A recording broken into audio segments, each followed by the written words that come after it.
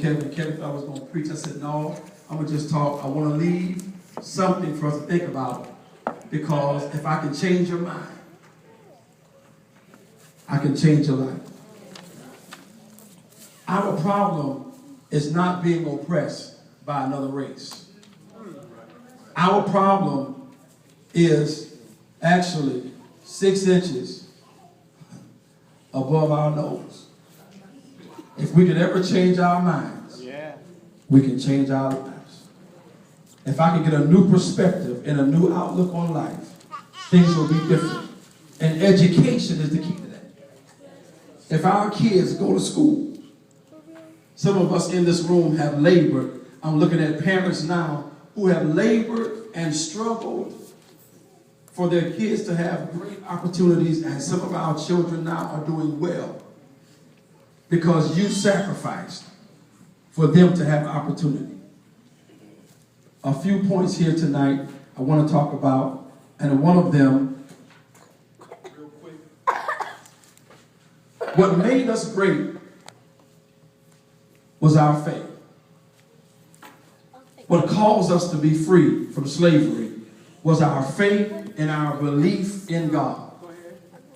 And it's amazing how we've had some level of success and we walk away from the God that made us who we are.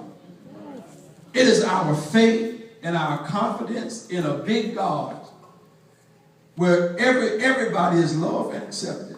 That's given us the opportunities that we have right now. It is also our hope.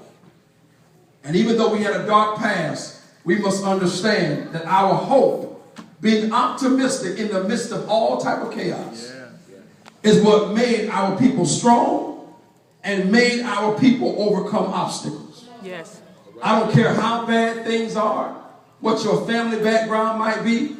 If you believe in this God, and if you lock into your faith, you can change your future and change generations to come.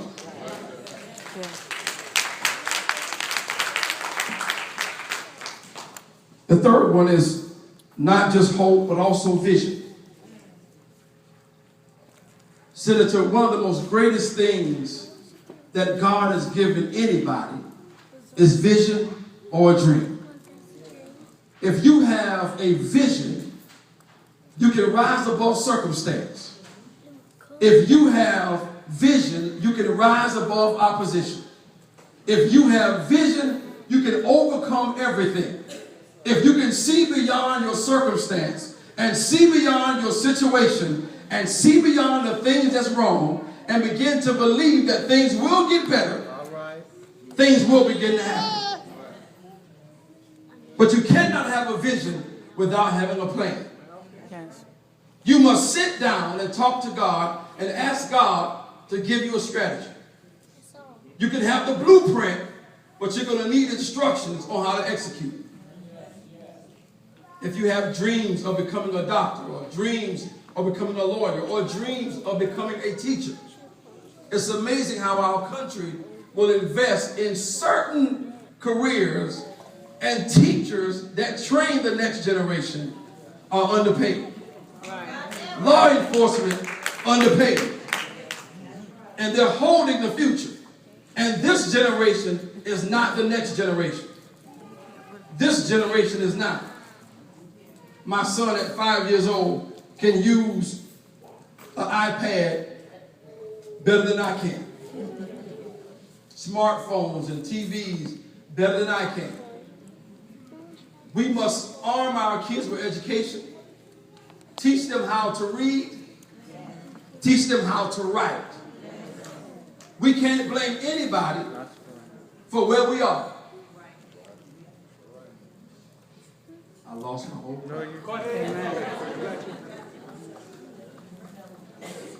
Nobody can control where you place your money. And nobody can control what you do in the privacy of your own home. If we invest in our children, they'll be able to compete from now to the next 100 years. Our children will change the landscape of this country if we invest in their minds. If we pour into their minds and we begin to get aggressive with their thoughts, the music is polluted. Yeah. The music is destroying our children. Teach them how to dougie it. Teach them how to twerk. And they do it so well, but they don't know how to read or write. We have work to do. I'm concerned, very concerned, because my mom, for the first half of my life, she homeschooled. And sitting home, wanting to be in public school, but she wanted to keep me a little bit longer, would take me to the library and buy books, and taught me how to read and write early. And I was bored at the library.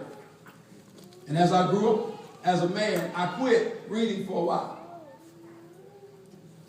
But that passion for reading was still in me. Right now, as a grown man, pretty much 40 years old, I own over 300 books. And read at least 2 books a month because of the seed that she planted in me years ago. Amen. I believe, parents, if we put the right things in our children, I don't care how far they stray, eventually they will come back. Amen. Yes. We have to stay focused. We cannot be distracted. We must understand if I'm going to accomplish a goal, I must keep my mind focused on the plan and anything and anybody that will try to deter me from the goals that I've set for my life. I will have to move them out of the way because my future is too important to let anybody derail where I'm trying to go. Amen. Diligence. Working hard. We can't be lazy. We must be industrious. We must become hard-working people. And you may not get the big job at first. But if you keep working on your dream, and if you keep taking steps towards where you desire to go, God will open up doors for you that no man can shut. Yes, He will. Yes. He will begin to come alongside you and build you up and give you the strength you need to accomplish your goal. Yes, He will. The next one is sacrifice. That's a hard word. In this generation, it's a hard word because everybody wants it now. But I've never seen greatness built overnight. If you're going to be great, if you're going to accomplish anything, it's going to cost you something. It might cost you some friends, might cost you some money, family members. But you must understand that everything that's worth anything will cost you something. And if your dream means much to you as you say it does, you'll pay the price. It's worth everything.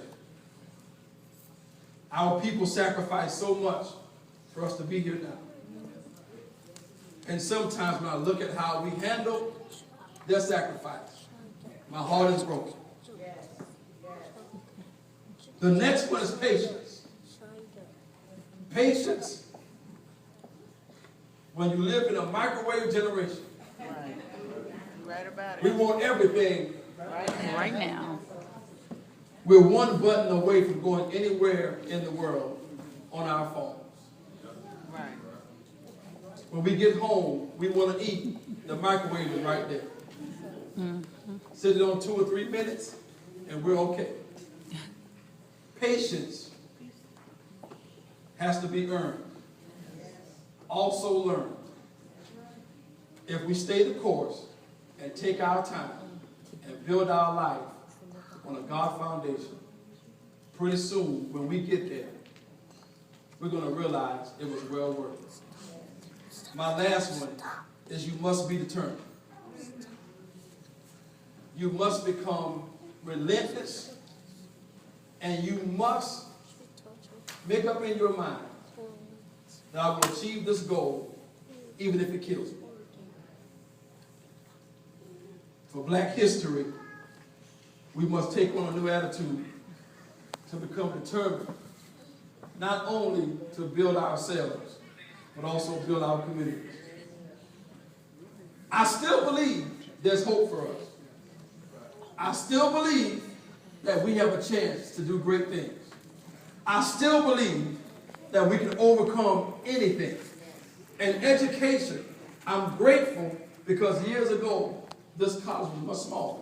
He told me today, now they have over 4,000 students in Central Carolina.